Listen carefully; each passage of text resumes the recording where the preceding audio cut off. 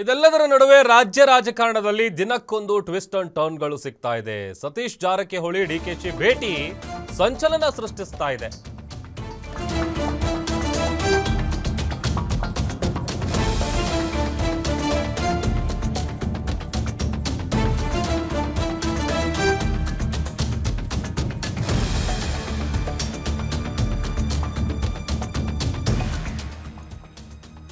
ರಾಜ್ಯ ರಾಜಕಾರಣದಲ್ಲಿ ದಿನಕ್ಕೊಂದು ಟ್ವಿಸ್ಟ್ಗಳು ಟರ್ನ್ಗಳು ಸಿಗ್ತಾ ಇದೆ. ಸತೀಶ್ ಜಾರಕಿಹೊಳಿ ಡಿಕೆ ಶಿವಕುಮಾರ್ ಭೇಟಿ ಸಂಚಲನ ಸೃಷ್ಟಿಸ್ತಾ ಇದೆ. ಸತೀಶ್ ಜಾರಕಿಹೊಳಿಯನ್ನ ಭೇಟಿ ಮಾಡಿದ್ದು ನಿಜ ಅಂತ ಹೇಳಿದ್ದಾರೆ ಡಿಕೆ ಶಿವಕುಮಾರ್.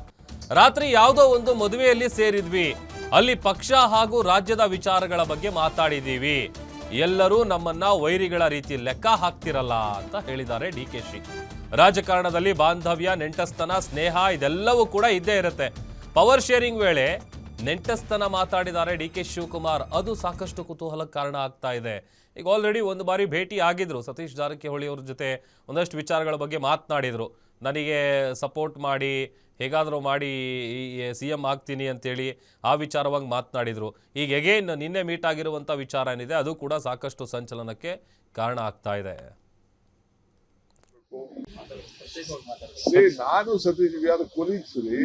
ಮಧ್ಯಾಹ್ನ ಕ್ಯಾಬಿನೆಟ್ ಇರ್ತೀವಿ, ರಾತ್ರಿ ಊಟಕ್ಕೆ ಸೇರ್ತೀವಿ, ಬೆಳಿಗ್ಗೆ ತಿಂಡಿಗೆ ಸೇರ್ತೀವಿ, ಇವೆಲ್ಲ ಇದ್ದೇ ಇರ್ತದೆ. ಈಗ ನಾನು MP ಪಾಟೀಲ್ 1 ಗಂಟೆ ರಾಜ್ಯದಕ್ಕೆ ಯಾವ ರೀತಿ ಇನ್ವೆಸ್ಟರ್ಸ್ ನ ಕರಿಬೇಕು, ಏನ್ ಮಾಡ್ಬೇಕು, ಆಂಧ್ರ ಯಾವ ರೀತಿ ನಮ್ಗೆ ಕಾಂಪಿಟೇಷನ್ ಬರ್ತಾ ಇದೆ, ತಮಿಳುನಾಡು ಯಾವ ರೀತಿ ಬರ್ತಾ ಇದೆ, ತೆಲಂಗಾಣ ನಾಳಿದ್ದು ಒಂದು ದೊಡ್ಡ ಕಾರ್ಯಕ್ರಮ ಇಟ್ಟಿದೆ, ನಾವ್ ಹೆಂಗ್ ಕಾಂಪೀಟ್ ಮಾಡ್ಬೇಕು, ನಾವು ಗ್ಲೋಬಲ್ ಲೆವೆಲ್ ಅಲ್ಲಿ ಹೆಂಗ್ ಕಾಂಪೀಟ್ ಮಾಡ್ಬೇಕು, ಅದನ್ನ ನಾವು ಚರ್ಚೆ ಮಾಡ್ತಾ ಇದೀವಿ.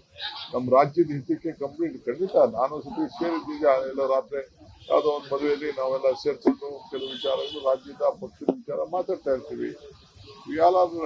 ಕೊಲೀಗ್ಸ್, ಏನ್ ನಮ್ಮ ವೈರಿಗಳ ತರ ಲೆಕ್ಕ ಆಗ್ತಾ ಇದಿರಲ್ಲ ನೀವು. ಪಾಲಿಟಿಕ್ಸ್ ಅಲ್ಲಿ ಬಾಂಧವ್ಯ, ನಂಟಸ್ತನ, ಸ್ನೇಹ ಎಲ್ಲ ಇದ್ದೇ ಇರ್ತದೆ. ನಾನು ಸತೀಶ್ ಯಾರು ಕೊಲೀಗ್ಸ್ ರೀ. ಮಧ್ಯಾಹ್ನ ಕ್ಯಾಬಿನೆಟ್ ಇರ್ತೀವಿ.